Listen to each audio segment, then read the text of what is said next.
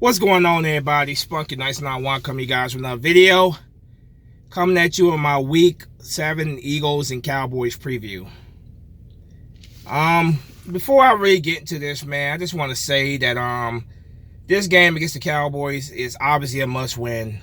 Both teams coming in reeling, after some, disappointing losses. The Cowboys coming off of 3 straight losses to the, the last one being to the previously winless New York Jets.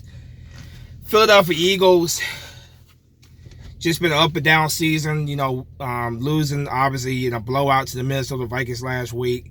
Both teams are sitting at 3-3. But what's so crazy is that this division right now is so damn weak that both of these teams right now are fighting for the damn division lead. Think of that. With 3-3 records, 500 records, both of these teams right now are fighting for the division lead. Unbelievable. It just shows you, man, the NFC East is having yet another down season. The New York Giants sitting at 2-4. And the Washington Redskins, of course, getting their first win of the season against the winless, probably the worst team in the league, the Miami Dolphins. So, with that said, man, I had some plans for this week, man. I was going to come in here and talk a whole lot of shit, a whole lot of trash to a lot of Cowboy fans and their vid makers. I had a lot of stuff for this hate week stuff. I had it all planned out. But let's be honest, Cowboy fans, Eagle fans, let's all be honest, man. Let's all be honest right now. Neither one of us really have much shit that we could talk to each other right now. We're both in the same boat right now. We're both coming off of very disappointing losses. So, really, there's really nothing to really talk. No, when it comes to talking shit, neither one of our teams right now are particularly that good. It's just the facts, man. Neither one of our teams are really particularly that good. And we're both coming off, like I said, disappointing losses and stuff. I had some stuff planned, but after that loss to the damn Vikings, man, it really did. It really did ruin some of the stuff I had planned for this week. I love Dallas week. I loved, when we play the Cowboys. I love this rivalry. I absolutely love this damn rivalry. It's one of the great things about being a sports fan, being an Eagles fan, man. The week we play the Dallas Cowboys, because there is no team in this division that I despise more than the Dallas Cowboys. So I love this week, and I do want that revenge from last year. Last year we got swept by the Cowboys, and I still got a very bitter taste in my mouth, because of that game. But like I said, man, neither fan base really has room to talk shit to the other right now. Both of us right now are in the same boat, coming off of really bad losses and stuff. And this is a must win for both teams. Both teams have to go out there and play their best game. So, I was gonna do a lot of trash talking and stuff to Cowboy fans and stuff, but I'm gonna dial back on that this week, because really there's really nothing to talk shit about right now, because like I said, they're in a bad spot, we're in a bad spot. And even if we win this game, we still got a lot of work to do. We still got a hole that we have to dig ourselves out of, even if we win this game. So yeah, man, I was planning to do a whole lot of stuff. I was planning to call out, some vid makers on the Cowboys side, but I'm not doing much of that this week. I'm just gonna make this video, I'm not gonna get too much into that right now. Right now, man, we gotta win this damn game. We have to win this game. It is a must win. We gotta get this shit together. This secondary is absolutely atrocious. They had maybe not their worst game, but definitely one of their worst games for sure. It's definitely right up there. It's definitely right up there as one of their worst games. This secondary is absolutely atrocious, man, like beyond atrocious. And we're still waiting, Eagle fans. We are still waiting for Harry Roseman to take his head out of his ass. I don't know what Roseman's doing, but he needs to take his head out of his ass and make a call and get a trade going on. The trade deadline's coming up pretty soon. We all know Roseman loves to make a move before the trade deadline, but the way I look at it, man, we should have made one a couple weeks ago when we saw how bad this secondary is. Because let's face it, Sidney Jones and Rasul Douglas are not getting the job done. They're not. I was one of the biggest Sidney Jones defenders. I was one of the biggest defenders of Sidney Jones, but I'm no longer defending this guy, man. I'm not. He just has not shown anything to me to continue to defend him. He has not not even close to what he was at college. He's not returned back to that form. So I can't defend him anymore, man. This secondary is atrocious. We are getting Jalen Mills back, what appears to be. We're getting Jalen Mills back. But let's be honest, man. It might be a slight improvement, but if Sidney Jones is playing like we're accustomed to him playing, yeah, you best believe this secondary is not going to be that much better if Sidney Jones comes back playing like he was playing prior to the injury. So I'm not really excited about getting Jalen Mills back. We need to make a move, and I hope Roseman gets on that damn phone to make a move very, very shortly, because I'm tired of making videos talking about we need to make a move. Make a damn move, Roseman. The Dallas Cowboys, like I said, coming off their third straight loss. Their third straight loss, of course, it's been a rough patch for Cowboy fans. The Cowboy fans are calling for the head of Jason Garrett. There's talks, rumors going on that Jason Garrett could potentially be fired if the Cowboys lose to the Eagles. And I've seen some Cowboy vid makers, actually say that a part of them actually hopes the Eagles win, because it means that Jerry Jones will be fired. He'll be forced to fire Jason Garrett. So I've seen some Cowboy vid makers make videos talking about that. And Cowboy fans are obviously tired of Jason Garrett. And to be honest with you, I don't blame them. Jason Garrett is a mediocre coach at best. He really is. All he really does is stay on the sideline and clap. So if I was a Cowboys fan, I would definitely be calling for his ass to be fired too. So I can understand Cowboy fans when it comes to that, man. Because if Jason Garrett's my coach, I would have wanted his ass gone a long time ago. So yeah, this game here, man, the Cowboys may be without Amari Cooper. Amari Cooper sustained the injury against the New York Jets last week. So they may be without him. But that's obviously for us, for our side, that's definitely a good thing. I don't wish injury on no player. I don't want to see no player get hurt. But it obviously helps our weak ass secondary not having Amari Cooper out there. You best believe that. But they still got guys out there who definitely are, a dangerous weapon. Tavon Austin being one of them. Hell, even against this defense, man, Jason Witten at his age is still a big threat to us. Jason Witten for years was a huge pain in the butt for us, and with this weak secondary, he still very much could be. They got Randall Cobb over there as well. Randall Cobb is definitely going to be a player that we got to make sure that we account for at all times, because Randall Cobb is definitely a very very quick guy. He's great in the slot. He's really good in the slot. So we got to make sure that we got Randall Cobb accounted for. Defense, man. Pass rush has got to get there. That pass rush has got to be on point this week, man. The Cowboys are hurting on their offensive line right now, so we definitely should exploit that. They got a couple of injuries at left tackle or whatever on the offensive line, so we need to exploit this offensive line this week. Gotta get that pressure on Dak Prescott. But the first key to beating the Cowboys is always this, man. The first key to beating them is taking away Ezekiel Elliott. Take away Zeke. Zeke is the engine that gets that train running over there in Dallas. Ezekiel Elliott is the train that gets that engine running. If you take Zeke away from it and you force Dak to have to put the ball in his hands to throw, then it's a favorable position for you overall. So, Dak is not a guy that likes to throw the football over 20 yards. He's not. That's not what he is, man. He's a guy that likes short passes, short slants, a lot of check downs. That's what Dak does a lot of. So, if we could take Zeke away from this game, then it's to our advantage. Even with this weak secondary of ours, it's still to our advantage, because Dak is a quarterback who doesn't really like to go deep downfield. So without Amari Cooper out there, he's not going to be going deep a lot, especially without Amari Cooper, his biggest weapon.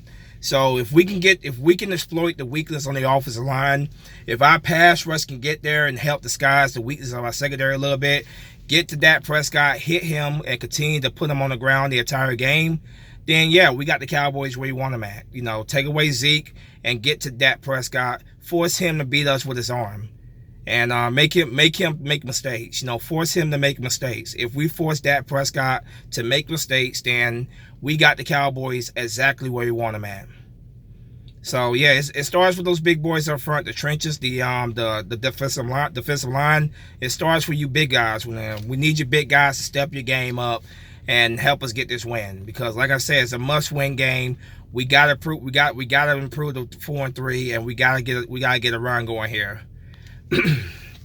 Offensively, offensive line. The offensive line has overall played well this year.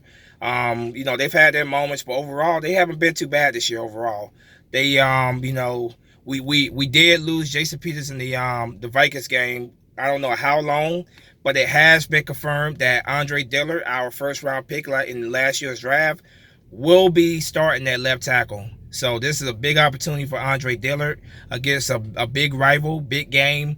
It's a big opportunity for Andre Dillard to really get those reps in, get that NFL experience in there, starting experience. So I'm very excited to see what Andre Dillard, he does at his first official NFL start. He's come in to play for Jason Peters this year, but this is his first ever official NFL start. So, that guy, we drafted him to be our future at left tackle. We drafted him to be our future franchise left tackle.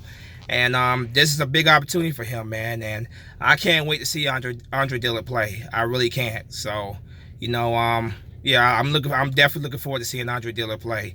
It starts with those big men up front, man. The trenches, man. Continue to protect Carson Wentz well. Continue to open up the running lane. Open up the running lane and pave way for our running backs. Jordan Howard, Miles Sanders, who else over there? Of course, Darren Sproles, whatever. Open up those running lanes for these running backs. That's very, very important. Give that ball, continue to pound that ball against this Cowboys D-line. Pound that ball, that running game. Get that running game going. Take pressure off of Carson Wentz. Let's take as much pressure off of Wentz that we possibly can. Run the hell out of Jordan Howard this game, man. Jordan Howard is a big bruising back. Let him be what we traded for him to be. That big bruising back. Let's wear down this Cowboys defensive line. Let's wear down this Cowboys defensive line. Wear down this defensive line, and then we start getting them with the play action and some plays down the field. Not quite sure what's going on with Deshaun Jackson. My hope was coming to this week that he will be ready for the Cowboys game. What they're saying right now is that he's day-to-day, so there's no confirmation if he's going to play or not. I'm crossing my fingers that he's well enough to play, because obviously that takes our offense to a whole new level, a whole new dynamic if we have Deshaun Jackson out there. So I'm going to continue to monitor that, when the last injury report comes out, I believe Friday. So I'm going to continue to monitor that, and once it's been confirmed what is going to happen with Deshaun Jackson, of course, I'll do a video on that, because that's key, obviously. I'm hoping that he plays, but we'll see. He's day-to-day right now. He's said to be doing very, very well in his recovery. So we'll see. But like I said, man, it starts with those big men up front, offensive line, defensive line. Open up the running lane, get the running game going, and then Carson Wentz, start picking apart this defense with the play action, and then passes down the field to guys like Alshon Jeffrey. Nelson Aguilar, get your shit together, man. You've been doing a whole lot of screw-ups this year, a whole lot of drops. We need a good game from you, man. This is a crucial game. We need a big game from you as well, Nelson Aguilar. J.J. Arcega-Whiteside, wake the hell up. We need a big game from you as well. We need everybody coming together, everybody contributing to get this win. I'm glad some of the leaders are really speaking up. Malcolm Jenkins really, after that embarrassing loss to the Vikings last week, Malcolm Jenkins called out this secondary, man. And I'm glad that he did that, man. Great leadership right there. A veteran leader calling out these guys and holding them accountable, because they need to be held accountable. This secondary has been absolutely atrocious, and it's been holding us back. They're the biggest reason, in my opinion, why we're 3-3 right now. This is a team right now that could be 6-0. Because on paper, the talent is there overall, but the secondary has been our weak link, and opposing teams, they know it, and they have been picking apart our secondary. And you watch that, you go back to that Vikings game last week. They really targeted Sidney Jones a lot, and very smart. They were very smart to do so. They target him a lot. So this secondary, man's got to step their game up. They got to realize that they're going to be the biggest target because defenses know the weakness there, and they need to take that and use it as motivation. Embrace being the target and go out there and make fucking plays. It's that damn simple. Embrace being the target and go out there and make those quarterbacks regret throwing the football your way. We need everybody to come together, man. Our season literally depends on it right now. We are in a bad position right now. The Cowboys are in a bad position. So you know damn well the Cowboys are not going to lay down for us. They need to win just as much as we need to win. And we got to go out there and do our job and get a win. This is for the division. Time to get our heads out of our asses. There's so much promise to the season. If we want to save this season, if we want to save this fucking season, it starts on Sunday. It starts on Sunday if we want to save this season. I'm tired of this damn losing. I'm tired of what I'm seeing on this field. I want a better effort on that damn field on Sunday. And I'm hoping these guys, they step their game up and they come out ready to play. Now, with that said, man, this is going to be your typical NFC East rivalry game here. I don't expect either team to blow the other one out. I expect this to be a close, gritty fight. It's gonna be a close battle. It's gonna be an absolute battle. I think it's gonna be in the early 20s. I don't think it's gonna be one of those games that go into the 30+ points. I just don't think that. I think it's gonna be in the early 20s, and I got the Eagles getting the win by a score of 24-21. I think it could come down to a final kick by Jake Elliott to win the game. That's the way I'm seeing this thing go down. I would like to be wrong. I would like to see the Eagles go out there and absolutely dominate the Cowboys, but I'm not expecting that. I'm being realistic. I'm not gonna be one of these Eagle fans that come out here being delusional and saying we're gonna blow this team out, because I don't see that happening. Because like I said earlier, man, neither one of our teams right now are particularly that good. Cowboy fans, be honest with yourselves. Your team is not that good right now. Neither is our team. So it's two teams that are desperate for a win right now. They desperately need a win, and it's gonna be a fight. It's gonna be your typical NFC East fight. So like I was saying earlier, man, I was gonna do a whole lot of hate week stuff for this week, man, but that loss to the Vikings, man, I just don't. Obviously, other people are different, because I've seen a lot of hate week videos come out, but just personally, me, I don't think either fan bases can really talk that much shit to each other right now. Because neither one of our teams are doing that well right now. Both of our teams are desperate right now for a win. Now, Doug Pearson made a promise that the Eagles are going to win this game, and if they don't, I'm holding Doug Pearson. I'm holding him accountable. You're the head coach. It's your responsibility to get this team ready to play. So you made a promise that we're going to win this game. So you go out there and you deliver. You go out there and you deliver. I take that as you using that as motivation for your players, but they better go out there and win. Like Al Davis, the late owner of the Oakland Raiders, used to say, just win, baby. Get the win.